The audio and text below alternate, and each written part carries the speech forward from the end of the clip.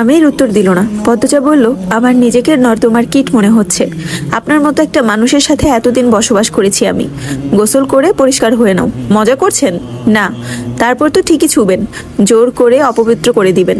পুরুষ তো আপনি, পেরে উঠবে না কোনো নারী। নারী তো ভোগের জিনিস, ভোগ করে করে ফেলে দেওয়ার জিনিস। আমিরের কপালে ভাঁজ পড়ে। বলল, কবে তোমাকে জোর করেছি? আপনাকে ভালো মানুষ ভেবে, স্বামী ভেবে কখনো জোর করার সুযোগ দেইনি। ভালোবেসে না? দয়া করে ভালোবাসার নাম মুখে নিয়েন না। আমার রূপে পাগল আপনি। আমার মতো সুন্দর মেয়ে আপনি দুটো দেখেননি, এজন্য রেখে দিয়েছেন, বিয়ে করেছেন, হালাল সনদের অধিকারে ভোগ করেছেন। আমার এই সৌন্দর্য যদি না থাকতো কবেই ছুড়ে দিতেন আবর্জনায়। রূপ নিয়ে অহংকার করছো? পাগল হয়ে গেছো তুমি? তাই করছি। আপনার ভাই রিদওয়ানের মনোরঞ্জনের জন্য আমাকে তুলে আনতে গিয়েছিলেন, নিজের বউকে অন্যজনের ভোগের জন্য আনতে গিয়েছিলেন। আমির হাসলো, হেসে বলল, তখন তুমি আমার বউ ছিলে? দেখার পর হয়েছো। আমিরের হাসি পদ্মজার রাগ আরো কয়েক গুণ বাড়িয়ে তুলল। আমার এই সুন্দর মুখ না থাকলে আমার জায়গা কি আপনার বিলাসবহুল বাড়িতে হতো, স্থায়ী রক্ষিতা হিসেবে? তোমার মনে হচ্ছে না তুমি বাড়াবাড়ি করছো? তোমার সাথে এমন কথাবার্তা যায় না। আপনি তো আমাকে আমার জায়গায় থাকতে দিলেন না। আমাকে আপনার স্তরেই নামতে হবে এখন, নয়তো বাঁচবো কি করে? কয়দিন পর তো আমার বোনদের উপরও আপনার হাত পড়বে। ব্যবসায় বিপদে পড়েছেন তো। আটপাড়ার মেয়েদের। পদ্মজা আমিরের কথা কেড়ে নিয়ে বলল, জানি আমি, কিন্তু সেই নিয়ম ভেঙে আপনি আমাকে ঠিকই তুলে আনতে গিয়েছিলেন মেয়ের প্রয়োজনে। আমার বোনদের উপর হাত দিবেন না তার কোনো নিশ্চয়তা আছে? যেখানে আপনি আমার মাকে খুন করতে চেয়েছিলেন, তোমার বোনদের উপর কখনো কোনো আক্রমণ আসবে না। তুমি খুব বেশি কথা বলছো। শরীরের শক্তির সাথে তো পেরে উঠি না, তাই কথা বলে মাথা খাচ্ছ? আপনার মরে যেতে ইচ্ছে করে না? এত খারাপ কাজ করার পরেও নিজেকে ক্লান্ত মনে হয় না? মনে হয় না এবার থামা উচিত? আমির মেরুদণ্ড সোজা করে বসলো, বলল, অনেক কথা বলেছো, এবার গোসল করে খাওয়া দাওয়া করে আমাকে সুযোগ দাও। কিসের সুযোগ? তোমাকে বাধার। আমাকে বের হতে হবে আবার। পদ্মজা অন্যদিকে ফিরে বসে, যার অর্থ সে গোসল করবে না। তার অসহ্য লাগছে আমিরকে। আমিরের খুন করার অভিজ্ঞতা দেখে হাতাহাতি করার সাহস মরে গেছে। এখন থেকে যা করতে হবে পরিকল্পনা মাফিক করতে হবে, নয়তো সে কিছুতেই পারবে না। মেয়েগুলোর মুক্তির আকুতি করে যে লাভ নেই সেটাও বুঝে গেছে। আমির চেয়ারে ছেড়ে উঠে বসলো, খপ করে পদ্মজার হাত ধরলো, বলল, যাও গোসলে। ছাড়ুন, কিরমির করে বলল পদ্মজা।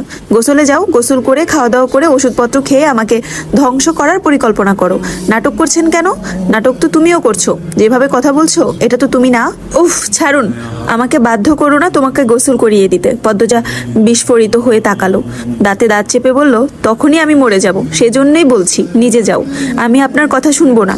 আমার হাতের মার কিন্তু খুব শক্ত। নরম আছি, নরম থাকতে দাও।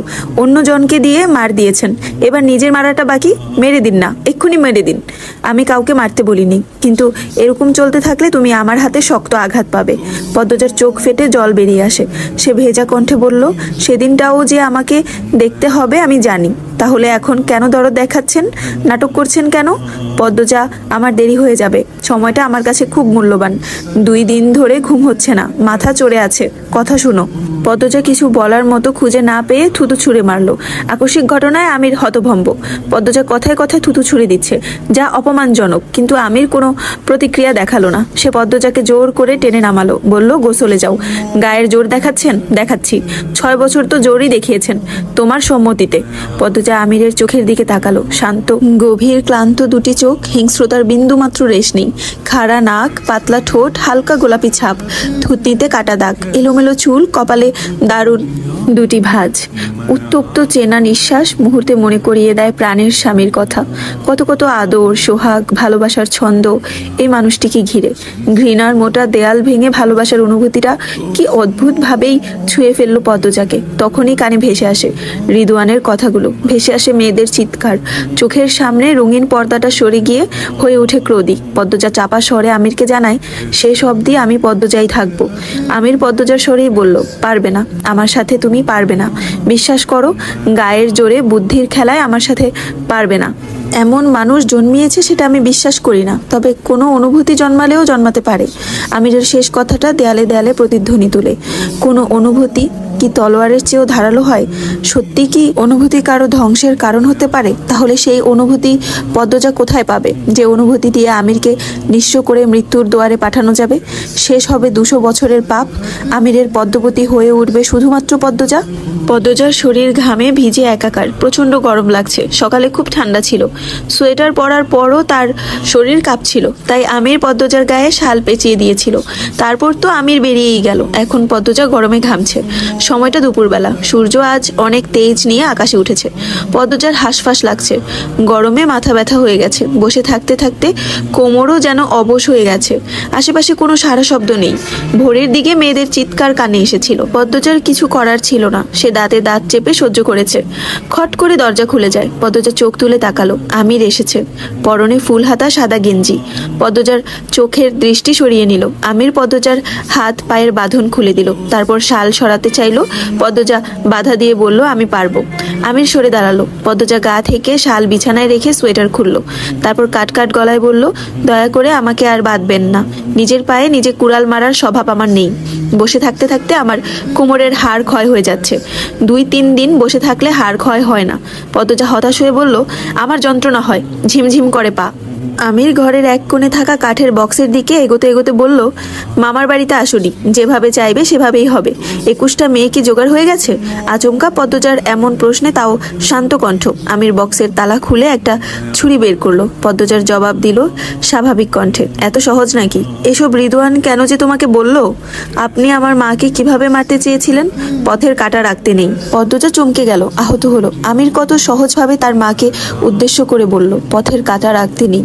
পদ্মজার কথা বলার মতো আর মন পাচ্ছে না। কষ্টও যেন সয়ে গেছে। শুধু তীক্ষ্ণ চোখে আমিরের পিঠের উপর তাকিয়ে রইল। আমির উবু হয়ে কি যেন খুঁজছে। দরজা খোলা। পদ্মজা পরিকল্পনা করলো সে এখন এক দৌড়ে ধর রক্তে চলে যাবে। যে ভাবনা সেই কাজ। এক পা করে পিছিয়ে যায়। আমির না দেখে পদ্মজার উদ্দেশ্যে বলল, পালাতে পারবে না। পদ্মজা থমকে দাঁড়ালো, বলল, পালাচ্ছি না। আমির উঠে দাঁড়ালো, পদ্মজার দিকে তাকিয়ে বলল, তো কোথায় যাচ্ছ? পদ্মজা বিছানায় এসে বসলো। তার মাথায় কোনো কাজই করছে না। এখানে কোনো পথ নেই, সব পথ যেন বন্ধ করা। সে ভীষণ বিরক্তি নিয়ে বলল, আমি তো আপনার কোনো ক্ষতি করছি না, করবও না। আমাকে বাঁধবেন না। অনুরোধ। ছলনার পথ নিতে চাইছো? ছলনা করব কেন? টয়লেটে যেতে পারি না, শুতে পারি না। স্বামীর নতুন বাড়িতে এসেছি তো নাকি? একটু শান্তি তো দিবেন। অভিনয়ে খুব কাঁচা তুমি। হচ্ছে না, ভালো করে অভিনয় করো, নয়তো যা বলার সোজাসুজি বলো। পদ্মজা থতমত খেয়ে গেল। সে সোজাসুজি আর কিছুই বলল না। এক রাত চলে গেছে, মানে আর 7 দিন বাকি। কিছু করতে পারবে তো? আমির বক্স থেকে একটা বস্ত্র হাতে নিল। পদ্মজার দিকে ফিরে বলল, যদি এটা ধরতে পারো তোমার বসা শোয়া সবকিছুর ব্যবস্থা করে দিয়ে যাব। কথা শেষ করেই বস্ত্রটি পদ্মজার দিকে ছুঁড়ে মারল। পদ্মজা ধরে ফেললো। আমির আবার বক্সের দিকে ফিরলো, বলল, দারুণ, আমি আমার কথা রাখবো। পদ্মজা বস্ত্রটির এক মাথা ধরে টান দিতে একটা ছুরি বেরিয়ে আসলো। সে অবাক হয়, আমিরের দিকে তাকালো। আমির মনোযোগ দিয়ে কি যেন খুঁজেই চলছে।